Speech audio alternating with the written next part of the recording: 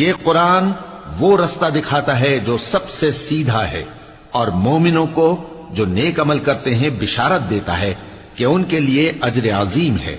اور یہ بھی بتاتا ہے کہ جو آخرت پر ایمان نہیں رکھتے ان کے لیے ہم نے دکھ دینے والا عذاب تیار کر رکھا ہے۔ اور انسان جس طرح جلدی سے بھلائی مانگتا ہے اسی طرح برائی مانگتا ہے، اور انسان بڑا جلد باز ہے۔ اور ہم نے دن اور رات کو دو نشانیاں بنایا ہے، سو رات کی نشانی کو تاریک بنایا اور دن کی نشانی کو روشن، تاکہ تم اپنے پروردگار کا فضل یعنی روزی تلاش کرو اور برسوں کا شمار اور حساب جانو۔